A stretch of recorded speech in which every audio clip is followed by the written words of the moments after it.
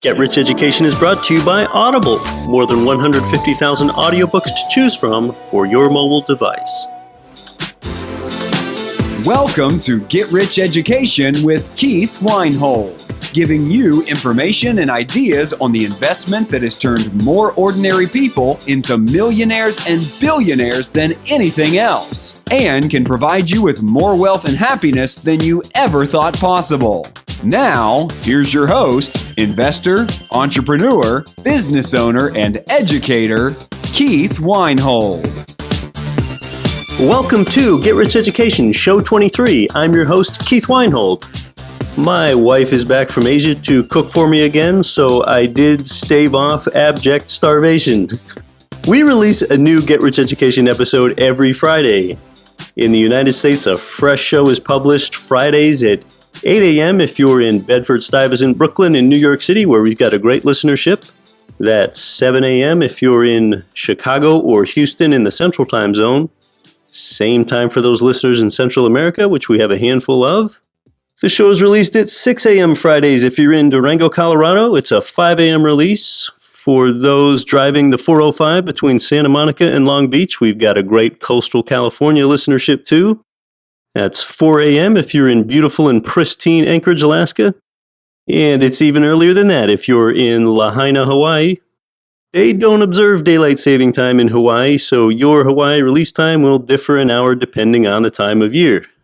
Hey, did you know that Robert Kiyosaki bought his first ever rental property in Lahaina, Hawaii, there on Maui's west coast? Robert Kiyosaki and I were in the same room last month, and he mentioned that fact. Lahaina is also where your Get Rich Education host took his first ever surfing lessons a few years ago, and I loved it. Well, hey, we've got perhaps the world's most famous podcaster on the show today, and that is Entrepreneur on Fire's John Lee Dumas. That ought to be great. Before I bring you that, if you're new to the show, I'm not an analyst. I'm not a consultant. I'm doing investments like what I feature on the show myself, and I'm here to help you do it too. Look, I would never call any person a nobody. Everybody has value in this world, but I know sometimes when people are down on their luck, they call themselves a nobody. Well, I want to turn more nobodies into somebody than anybody. That's what I'm doing with this show. I'm turning more nobodies into somebody than anybody. Many of these investments featured on the show are those that the wealthy participate in, yet most anyone can participate. That's why I'm bringing them to you, and I'm just giving it all away. You can use my network, use my contacts. I'm bringing those contacts right onto the show. Doing this for you doesn't diminish me at all. It's great to be a connector. Each of the previous 2 weeks, it was pretty fun to niche down into the Anchorage and Dallas real estate markets and bring you very actionable content served on a platter, just like we did with our great Dallas provider, Jay Hartley, last week. Look for real estate markets with sustainable job growth. That's where your tenants' income comes from, and tenants are where your rent income comes from. That's why in investment real estate, the market is more important than the property. I expect real estate returns of 25% per year, every year at the least. At the worst, anything less than that would be totally disappointing. Well, a good manager, property manager, is more important than the property too. I often joke that property management ought to be called tenant management, and that tenant management can make you lose faith in humanity. You know, I managed my own properties for 5.5 years, which was too long, by the way. It takes a certain temperament to deal with tenants. Most landlords either come down too hard on tenants or too soft on tenants. If you crack down too hard on a tenant for something, they'll be upset with you, and then they're no fun to deal with. But if you come down too easy on a tenant, they'll walk all over you, pay the rent late, and hide a dog inside their property when one isn't allowed on the lease, okay? There are very few special people with that firm yet friendly temperament. That's part of what makes a good manager. And speaking of friendly, a simple way to think of dealing with tenants that you're self-managing is this. Be friendly, but not friends. That can at least increase the chances that you will stay inside the hard and soft zones. It still just sort of takes a certain personality, but when it comes to your tenants, it will help if you remember, be friendly, not friends. Well, with serving actionable content on a platter here with some of these turnkey real estate provider episodes lately, I'm really picky with whom I have on the show. I want to vet everyone on some level before they're here. Otherwise, I'm doing you, my listener, a disservice. I'm looking at integrity, track record, and having them represent a good market. Do your own due diligence, though, and listen to the disclaimer at the end of the show, okay? Not only am I picky with whom I have on the show, I arrange my episodes in a certain order so that you have appropriate context before your delivered content. For example, global economist Richard Duncan appeared here on the show, so you had a long, big picture macroeconomic view. Then next I did a show about what to look for in a real estate market in general, and then in the next show we niched it down with Terry Kerr in one specific Memphis, Tennessee market. We took things from big to small. Then also, a couple months ago, attorney Garrett Sutton appeared on the show to tell you how to protect your assets 1 week before Judy Robinette was on Get Rich Education to tell you how to get money for your deal. I want you to have a resource so that you can protect what you have before you get the money because I want you to keep what you get. This is not get rich quick education. I know you're hearing ideas here and you're being connected directly to the contacts that can potentially change your life. It's exciting. I want it presented in a responsible order and fashion so that you're protected and that your wealth building is sustainable. You might think that my turnkey provider guests, you might think they always say glowing things about their market. Likely they often do. Well, they often should because I'm just not planning to feature any geographic market providers on the show anytime soon in markets where there are job losses. That would undercut the durability of rental income streams. And one reason I favor keeping a Friday release schedule for the shows is that when you get an investment idea or contact on the show, that you're more likely to have a cooling period over the weekend and you're less likely to jump into something without thinking it over or talking it over first.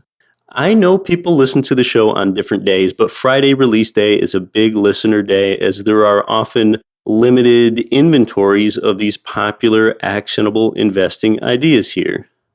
Okay, so hey, for the rest of the show, we're going to pivot into a different tangent here, podcasting. As a listener, you might wonder what it's like to be on the other side of the microphone like I am. Podcasting has been a lot more work than I anticipated. However, I do seem to have a lot more listenership than I expected. All this extra work really became apparent after about 12 episodes. I talked with my family and decided, yes, I plan to keep doing the show for the very long term. Besides more work and time involved over the 4 to 5 months since the show began, even with an advertiser, my show expenses are greater than the small income. It's a money loser, which is not a big problem for me. I'd love to say that I'm even working for $5 an hour on this show, but I know I don't get paid that much. It's negative something an hour. And no guest pays me to appear on the show. I would have to question if that would even be responsible journalism. That would likely just devolve into infomercialism and be apparent. Oh, and I also don't pay any guests to appear on the show. Really most podcasts are money losers, and they take a lot of time, but they can provide you with a sense of giving back to others. Most podcasts never have lucrative advertising ever. But, an interesting thing happened to me. After my very first episode back in October, a broker from a company that I'm an investor in heard the show. That first Get Rich Education episode was just me on the microphone for about 30 minutes.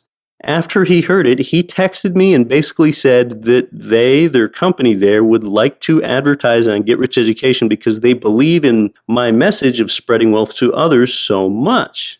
Well, I declined. At that time, after just a week of being out, my show was getting about 20 downloads per week. It was a friends and family show. 2 weeks later, that same company representative, that broker, contacted me again about wanting to advertise on my show, and I deferred again. I only had about 100 show downloads per week, and I knew the sponsor would not have a good return on investment. By the way, I'm sure most any podcast would have said yes to this deal then, but I didn't see where I was providing the advertiser with any value. A couple months into the show, they asked again, and I accepted. Now, it was rare to have a good advertiser at all, let alone having them beat on my door asking to be let in. Now, the Get Rich Education podcast expenses still exceed income, even considering the advertising. But you know what made the difference in having an advertiser contact me? I mean, this is really a lesson you can use for real estate investing. Again, it's the power of relationships. When I go out there and invest in a company or a syndication or a specific geographic real estate market, I like to sit down face to face and get to know my provider. Now, Skype is great. I use Skype all the time, but it still doesn't replace that feeling and trust that you have from actually being around a person. They seem more real to you and you seem more real to them. They trust you more. You trust them more. My sponsor knew I was going to deliver the ads that I said I would, and they knew that I'm providing listeners with something valuable too. They made a bet that listenership would grow. My sponsor sees me at investing events regularly. Those that go to events are more likely to be reputable people too. Why is that? Well, no known con artist or cheater would want to go to events to get around people because people wouldn't want to be around them. It would be uncomfortable. So go to events. Build your relationships in your network, just like you and everyone else. I don't know anyone until I meet them. I don't know anyone until I meet them, just like you. So, hey, well, my next guest, John Lee Dumas, has told me that 90% of new podcasts don't make it past episode 7. Yeah, that's because there is a lot of work involved. Either planning some material for a show or lining up guests for a show and delivering it all in an organized way, finding a good and dependable show editor, how to use the best calendar and autoresponder systems, learning about how to do your podcast hosting, how to expose your show to more people. Another reason podcasts fail is that most people don't plan well. John Lee Dumas is the foremost authority in the world with helping others podcast. John is the founder and host of the very popular Entrepreneur on Fire podcast, bringing you stories of inspiring entrepreneurs every day. Yes, he does the show 7 days a week. Before John even launched his show in 2012, he reached out to and paid the best podcasting mentors. Now, some of John's prominent mentors told him, no, 7 days a week is too often, thinking that John would burn out with that approach. I personally cannot imagine podcasting 7 days per week with all the work that a 1 day a week show takes. John Lee Dumas had a long planning runway of a couple months to set up all his systems. His podcast now has over 1 million downloads a month and growing. Podcasters look up to John as a model to emulate. He's revolutionized podcasting with his systems and hundreds of thousands of dollars of monthly income, yes, monthly income from podcasting. John also runs Podcasters Paradise, an online community filled with passionate podcasters. He's got video tutorials, and there's a lot more that will help one create, grow, and monetize their podcast. And that greatly increases one's chances of having a successful podcast. I can tell you, if you know someone that's interested in podcasting, Podcasters Paradise should be their first stop. I asked John to appear on Get Rich Education. That's coming up after the break. And I'll ask John about real estate and investing too. You knew I couldn't resist that. It's JLD on GRE right when we come back. For Get Rich Education listeners, Audible is offering a free audiobook download with a free 30-day trial to give you the opportunity to check out their service. My pick is Garrett Sutton's Loopholes of Real Estate. That shows you the tax and legal strategies used by the rich for generations to benefit from real estate investments. I read the book myself. Loopholes of Real Estate tells you how to open tax loopholes for your benefit and close legal loopholes for your protection. I like Chapter 3, where Garrett makes the knowledge dynamite boom on real estate leverage and cash flow. I don't say this often, but it's one of the best real estate investing books I've ever read. If that's not enough, you get Garrett's own voice reading the audiobook, and Get Rich Education listeners get it free. To get yours, go to audibletrial.com/getricheducation.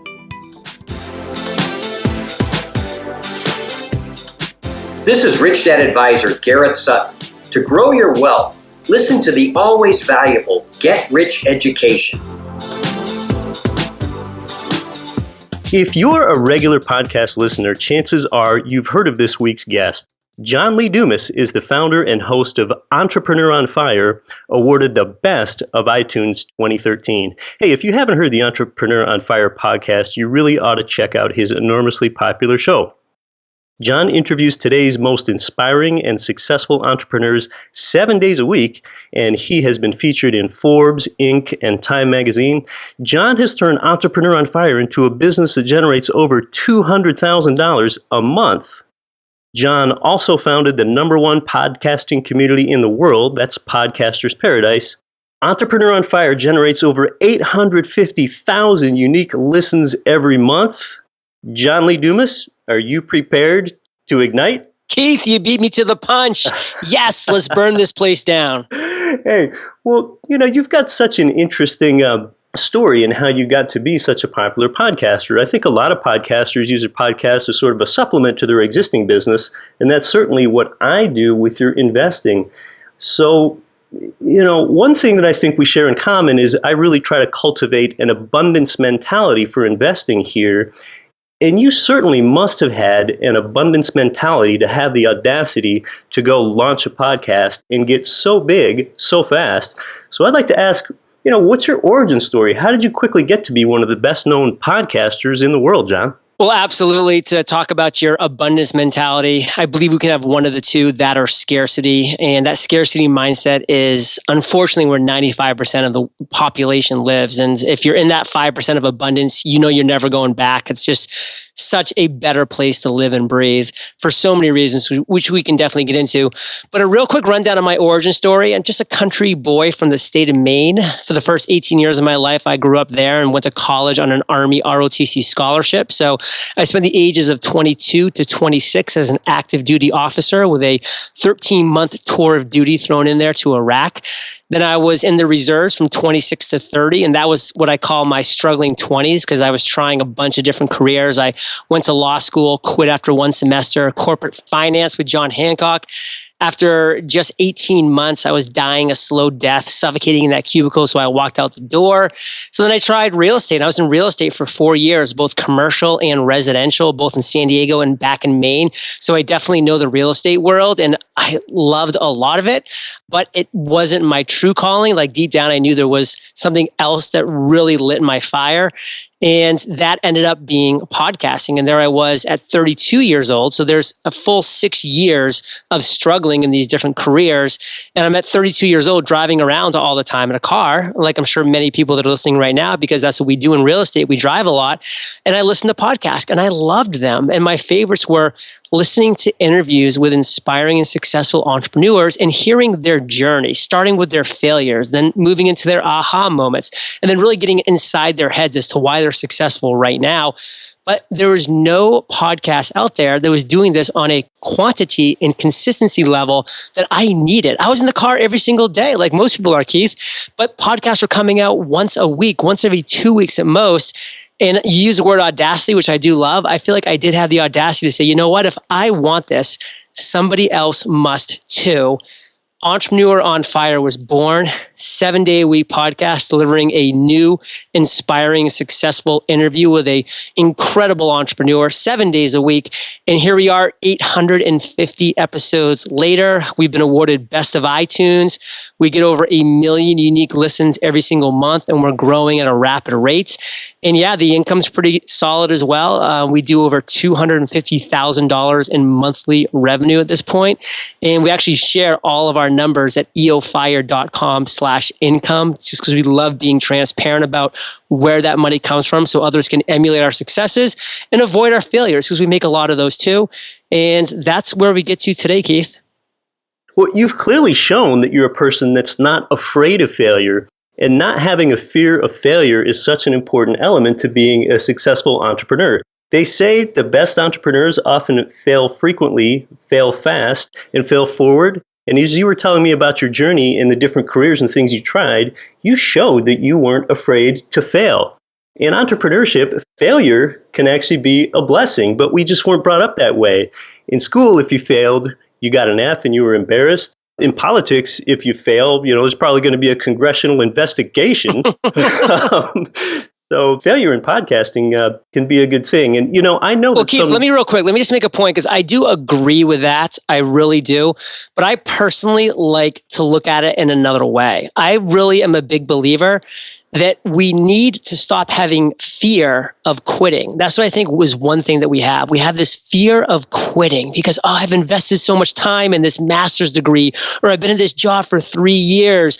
Like, we have this fear of quitting. And that's one thing that I really feel like the military brought to me, was the courage to quit, to know when the chips are down. Because, hey, when there's bullets flying and there's lives on the line, you need to have the courage to admit when you're wrong and to quit and to go on to something else. And I was taught that at a very young age as a leader of 16 men in 4 tanks in a war, 12 of which made it home. So 4 made the ultimate sacrifice. And, that's something that I always look back and say, man, like, these heroes, did what they had to do for this country.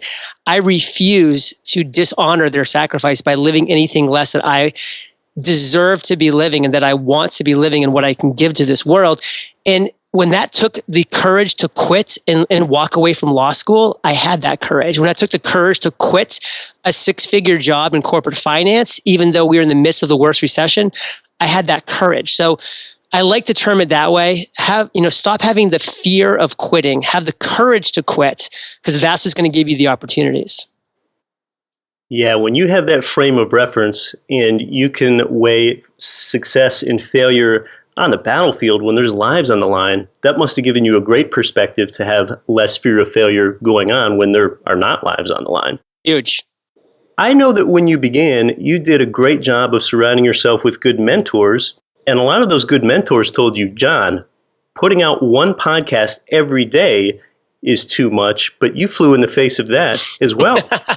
And see, I think this is really important as well. When I was hearing my mentors, people that I looked up to and respected, Cliff Ravenscraft, the podcast answer man, Jamie Tardy, the eventual millionaire, who's my one-on-one direct mentor, they gave me so much value. I invested heavily in myself financially, and they gave me so much value back, which I used to really jump off to a great start with podcasting. But when they told me, John, a 7-day-a-week podcast is not going to work, I put my blinders on there and I listened to them, but I didn't let it affect my vision, my goal, because my intuition, my gut was telling me this was something that needed to be done. And I actually even got a little bit excited because I said, if the top people in the industry say that it can't be done, but they don't really have a great reason why, they just say it can't be done, then man, if somebody can actually do it, there's the opportunity. And I want to be that podcaster. So we've talked about failure a little bit. What would you point to as really your greatest success so far? I think my greatest success by far is perseverance, because when I started, man, was I a bad podcaster. I was a bad host. I had no experience. I was awkward. I was robotic. I just didn't have any skills. But, I persevered because I knew the truth of the quote, if you want to be, do. I wanted to be a podcaster. I had to flip in podcasts. There was no other way around it. I had to be willing to be bad to eventually get good. And it took me 50, 60 episodes before I even started getting just kind of bad, not just plain old bad. I was just kind of bad. I was like, yes, it's awesome being not bad. It's awesome being just kind of bad. And then I continued to progress. And here we are 850 episodes later for my show, hundreds on other shows. I've been a podcaster now for thousands and thousands of hours, and I'm still improving every single day. You're really a podcasting pioneer. You sort of pushed the frontier out there with monetization and listenership, really to where few, if any, have ever put it. What's your greatest motivator? What really continues to drive you to go ahead and keep pushing the limits of that frontier?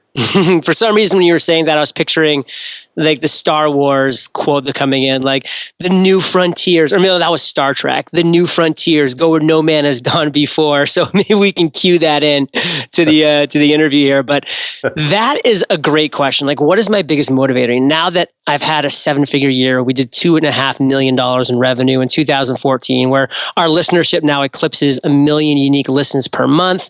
I've won a podcast awards, been featured in magazines. Like, what's my biggest motivator now? And I can tell you in 2 words: ripple effects.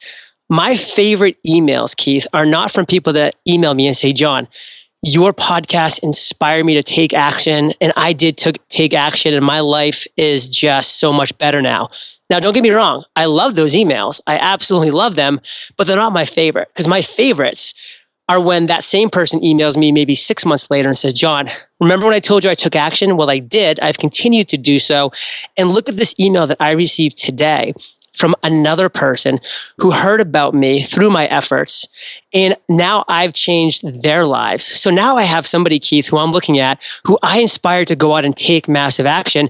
And now they're inspiring this 3rd degree of separation, some person that would never have heard of me, never heard of Entrepreneur on Fire. But now that person's life is so much better and has been changed in such a powerful and positive way, all because of that ripple effect. And that's what keeps me going.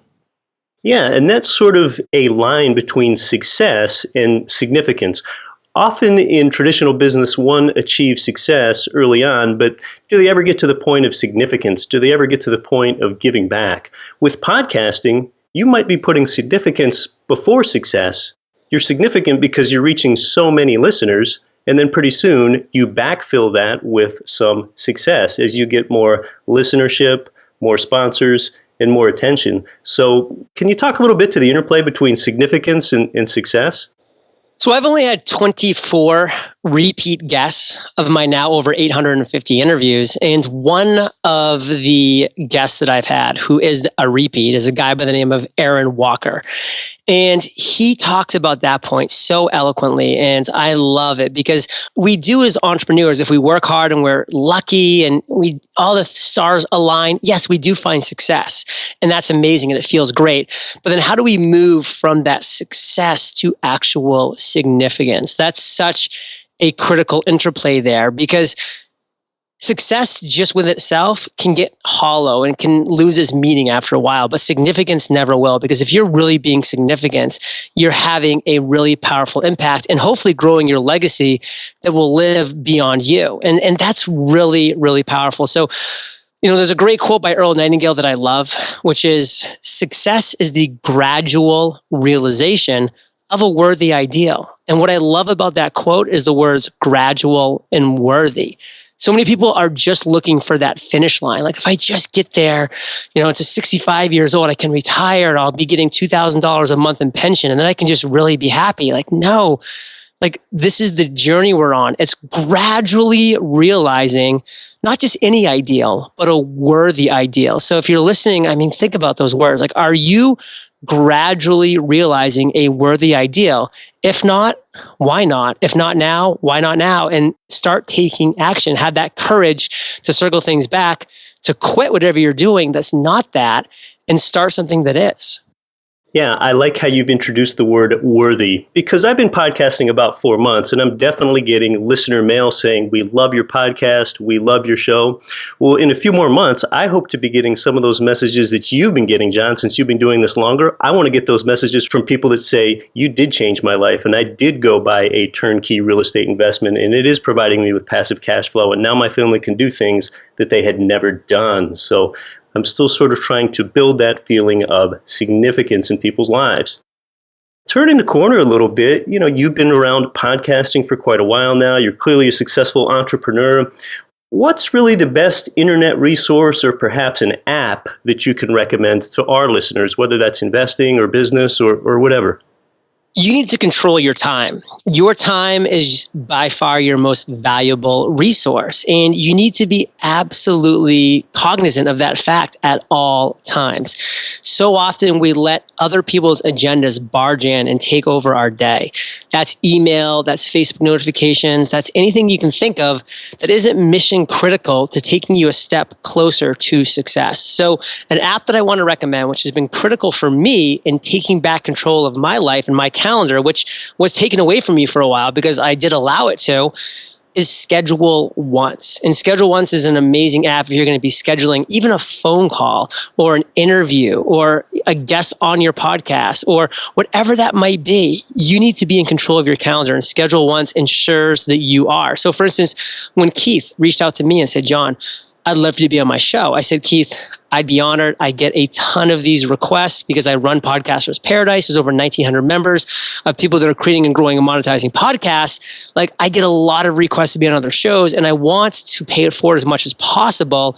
So here is my scheduling link. If any of these times work for you in the future, please book them. If they don't, I totally understand, and I'm sorry, but I will be giving you a lot of options with that. They just might not be for the next few months. And sure enough, Keith, you opened it up, you found a date that works for you, plopped it in there, and then here we are a couple months later chatting. And it's a great way for me to be very specific with my time. This way for Keith to be able to plan in the future. And so he knows when he's having this. We can maybe plan other interviews and chats right around when we're talking to kind of batch those things. Because believe me, when I started off and I was emailing Tim Ferriss and Gary Vaynerchuk and getting them to say yes to Entrepreneur on Fire, I was not giving them options of when they could come on. I was saying, what time works for you? I will make it happen. Like, I've canceled dentist appointments. I've done a lot of things to move my schedule around. But when you get to a point where you start to turn that corner, and now, for instance, I get over 100 inbound requests per month to be on Entrepreneur on Fire for just the 30 spots that we have. So I have a very detailed application system, and I'm very specific. I only do interviews on Tuesdays. Here are the 8 blocks. And this is for my show, Entrepreneur on Fire. Here are the 8 blocks that my studio time is, and I hope you find one that works for you. If not, then I'm sorry. Like, if you're not willing to move your schedule around, then it's not important enough for you, and there's other people who will. So we're going to serve those people. And it all comes back to Schedule Once, to kind of wrap this up with this app, because it's really important to be in control of your time, and that gives you the tools to do so. Now, I know that you have some real estate investing and experience, John. Tell our listeners about that. Well, being a real estate guy, I definitely love my real estate, but on limited quantities, because I really do want to focus on not real estate being my focal point as far as a portfolio. So I do own 2 places that I'm a quote unquote absentee landlord that have great systems in place. They're both cash flow positive. They have great tenants, and it's been a great experience. And those are 2 places. One's in Boston, one's in Maine, and I'm out here in San Diego, but they both have been great investments for me for the years. And I've actually owned and sold multiple places before that as well. So those are my current real estate holdings, but my investments really focus now. I'd say 90% of my current wealth lies in index funds. I'm a big believer in Warren Buffett and Jake Bogle of Vanguard, who are huge into index investing. I read the book Money by Anthony Robbins, where he goes around and interviews the 9 or 10 most respected investors. And every one of them really comes back to that point. So I've always been a big index fund investor. I dollar cost average into them. So every 15 days, I'm putting more money into it to catch the ebbs and the flows of the market. And I'm a big believer in doing that on a consistent and pretty hefty basis. And that's really where a lot of my investment lies. John, it's been great to have your angle today. Thanks for coming on to Get Rich Education. Keith, thanks a lot. It's been a blast, and I am prepared to ignite. You've been listening to the Get Rich Education podcast, telling you what the wealthy won't tell you about real estate and investing. If you enjoyed the show, please take a minute to visit iTunes and leave your comments.